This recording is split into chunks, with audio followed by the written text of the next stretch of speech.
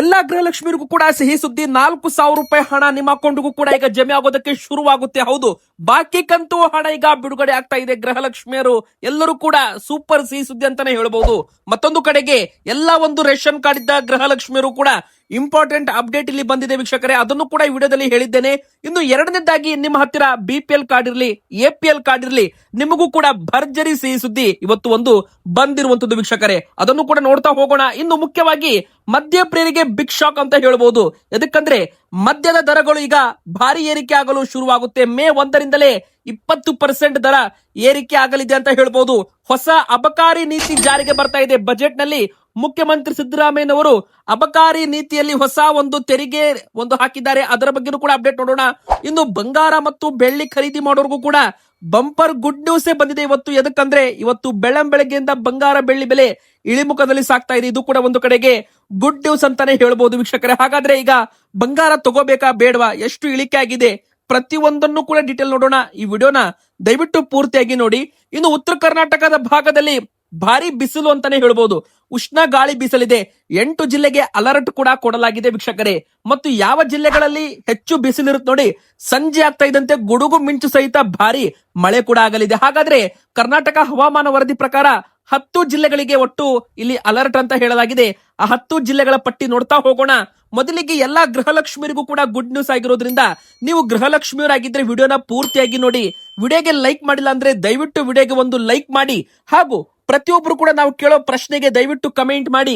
ನಿಮಗೆ 28, 29 ಎರಡು ಕಂತು ಹಣ ಜಮೆ ಆಗಿದೆಯಾ ವೀಕ್ಷಕರೇ? ದಯವಿಟ್ಟು ನಮಗೆ ಉತ್ತರ ಮೂಲಕ, ಕಮೆಂಟ್ ಮೂಲಕ ನೀವು ಕೊಡಬಹುದು ಉತ್ತರ. ನಿಮ್ಮ ಒಂದು ಕಮೆಂಟ್ ಇಂದ ಎಲ್ಲರಿಗೂ ಕೂಡ ತುಂಬಾ ಸಹಾಯವಾಗಲಿದೆ.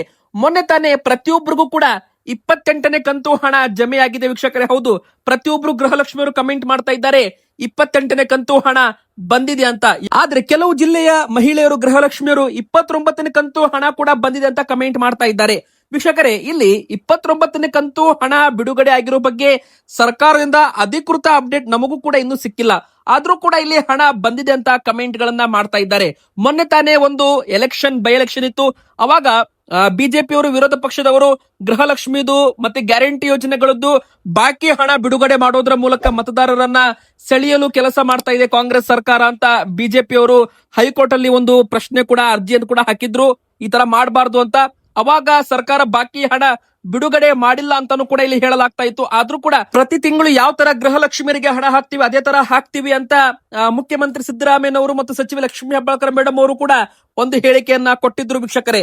ಆದ್ರೆ ಇಲ್ಲಿ ಮುಖ್ಯವಾಗಿ ಬರೋದು 28ನೇ ಕಂತಿನವರೆಗೂ ಎಲ್ಲಾ ಗೃಹಲಕ್ಷ್ಮಿಯರಿಗೂ ಕೂಡ ಹಣ ಜಮೆ ಆಗಿದೆ. ನೀವು ಗೃಹಲಕ್ಷ್ಮಿಯರಾಗಿದ್ರೆ 28ನೇ ಕಂತು ಹಣ ನಿಮಗೆ ಬಂದಿದ್ದು ನೀವು ಫುಲ್ ಕ್ಲಿಯರ್ ಅಂತ ತಿಳ್ಕೊಳ್ಳಿ. ಅಂದ್ರೆ ನೀವು ಯಾವ್ದು ಕೂಡ ಮುಂದೆ ತಲೆ ಕೆಡಿಸ್ಕೋಬೇಡಿ 29ನೇ ಕಂತು 30ನೇ ಕಂತು ಬಂದಿಲ್ಲ ಅಂತ. ಎದಕ್ಕಂದ್ರೆ 29, 30ನೇ ಕಂತು ಹಣ ಇನ್ನೂ ಬಿಡುಗಡೆ ಆಗಿರೋ ಬಗ್ಗೆ ಅಧಿಕೃತ ಅಪ್ಡೇಟ್ ಬಂದಿಲ್ಲ ವೀಕ್ಷಕರೇ. ಕೆಲವೊಂದು ಜಿಲ್ಲೆಗಳಲ್ಲಿ ಗೃಹಲಕ್ಷ್ಮಿಯವರು ಕಮೆಂಟ್ ಮಾಡ್ತಾ ಇದ್ದಾರೆ 29ನೇ ಕಂತು ಬಂದಿದೆ ಅಂತ. ಆದ್ರೆ ಅವ್ರು ಎಲ್ಲೋ ಕನ್ಫ್ಯೂಸ್ ಆಗಿರ್ಬೋದು, 28ನೇ ಕಂತು ಹಣ ಇರ್ಬೋದು, ಲೆಕ್ಕ ಸರಿಯಾಗಿ ಮಾಡಿರ್ಲಿಕ್ಕಿಲ್ಲ ಅಂತಾನು ಕೂಡ ಹೇಳಲಾಗ್ತಾ ಇದೆ. ಆದ್ರೆ ಮುಂದಿನ ಬರೋ ದಿನಗಳಲ್ಲಿ 29ನೇ ಕಂತು ಹಣ ಕೂಡ ಬಿಡುಗಡೆ ಆಗುತ್ತೆ.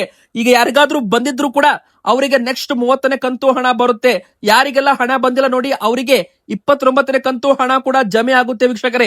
29ನೇ ಕಂತು ಮೇ ತಿಂಗಳ ಮೊದಲ ಅಥವಾ 15ನೇ ತಾರೀಕಿನ ಒಳಗೆ, ಅಂದ್ರೆ ಇದೇ ಒಂದು 15ನೇ ತಾರೀಕಿನ ಒಳಗೆ ಮತ್ತೆ ಗೃಹಲಕ್ಷ್ಮಿಯರಿಗೆ ಮತ್ತೊಂದು ಸುತ್ತಿನ ಕಂತಿನ ಹಣ ಬಿಡುಗಡೆ ಆಗೋದು ಬಹುತೇಕ ಗ್ಯಾರಂಟಿ ಅಂತಾನು ಕೂಡ ಇಲ್ಲಿ ನಾವು ಹೇಳ್ಬೋದು. ಯಾಕಂದ್ರೆ ಇನ್ ಮುಂದೆ ಪ್ರತಿ ತಿಂಗಳು ಒಂದು ಕಂತು ಹಣ ಬಿಡುಗಡೆ ಆಗುತ್ತೆ ಅಂತ ಸಚಿವೆ ಲಕ್ಷ್ಮೀ ಹೆಬ್ಬಾಳ್ಕರ್ ಮೇಡಮ್ ಅವರು ಚಿಕ್ಕೋಡಿಯಲ್ಲಿ ಹೇಳಿಕೆಯನ್ನ ಕೊಟ್ಟಿದ್ದಾರೆ.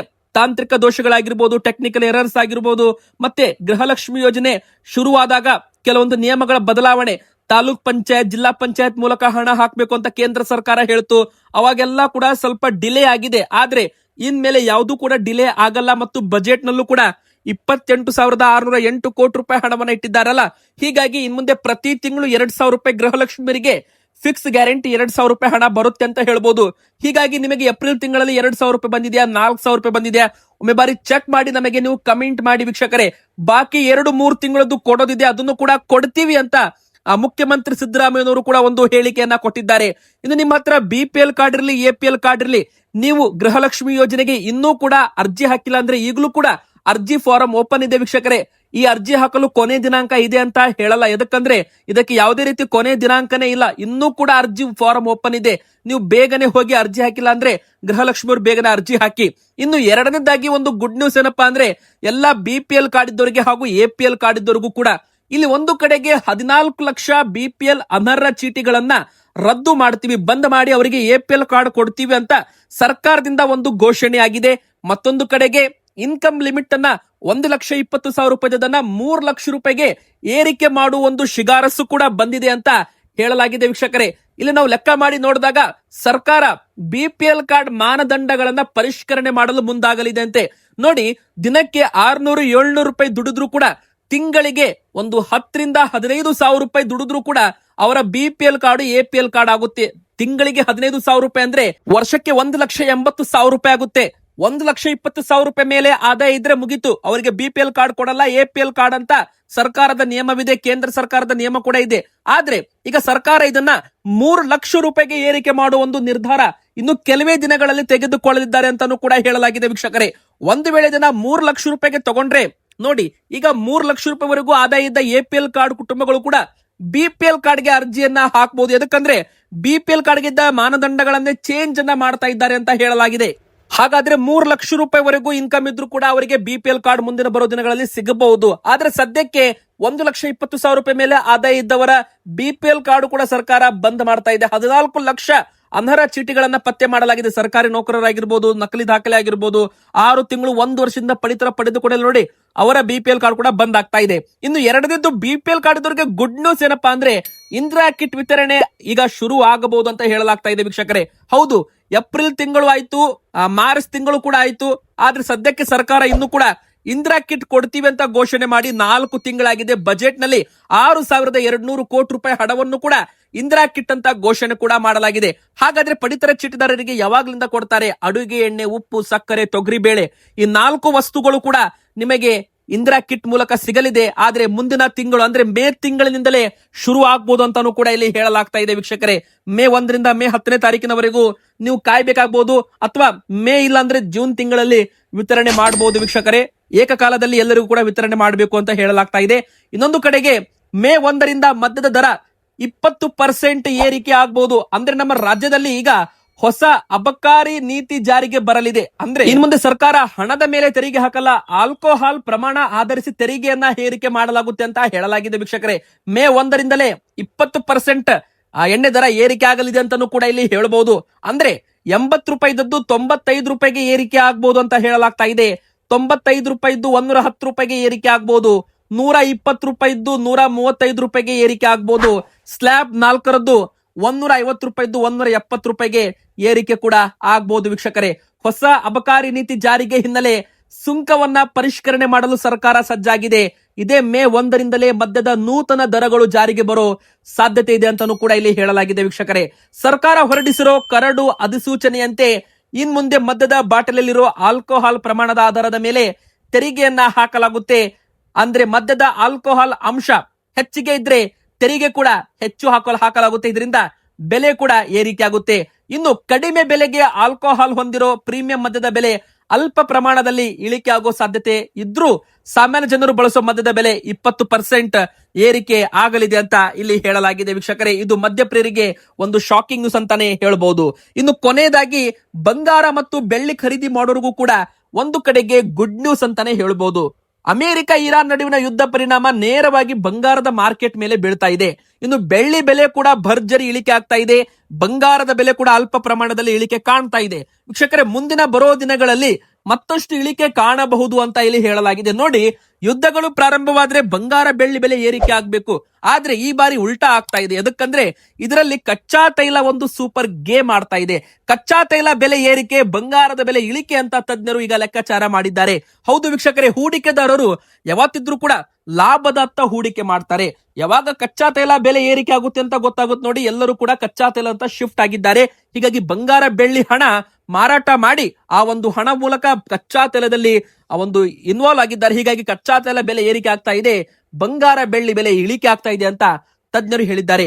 ಯುದ್ಧ ಮತ್ತಷ್ಟು ಭೀಕರವಾದ್ರೆ, ಕಚ್ಚಾ ತೈಲ ಮತ್ತಷ್ಟು ಏರಿಕೆ ಆದ್ರೆ ಬಂಗಾರ ಬೆಳ್ಳಿ ಅದೇ ಪ್ರಮಾಣದಲ್ಲಿ ಇಳಿಕೆ ಆಗುತ್ತೆ. ಸಿಂಪಲ್ ಲಾಜಿಕ್ ಅಂತ ಹೇಳ್ಬಹುದು. ಯುದ್ಧ ಜಾಸ್ತಿ ಆದ್ರೆ ಬಂಗಾರ ಬೆಳ್ಳಿ ಈ ಬಾರಿ ಇಳಿಕೆ ಆಗುತ್ತೆ ಅಂತಾನೆ ಹೇಳ್ಬಹುದು. ಹಾಗಾದ್ರೆ ಈಗ ಎಷ್ಟು ಇಳಿಕೆ ಆಗಿದೆ?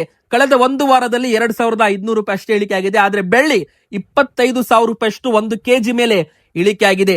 ಹಾಗಾದ್ರೆ ಇವತ್ತು 10 ಗ್ರಾಂ ಬಂಗಾರದ ಬೆಲೆ 1,54,500 ರೂಪಾಯಿ ಇದೆ. 10 ಗ್ರಾಂ 24 ಕ್ಯಾರೆಟ್ ಚಿನ್ನದ ಬೆಲೆ.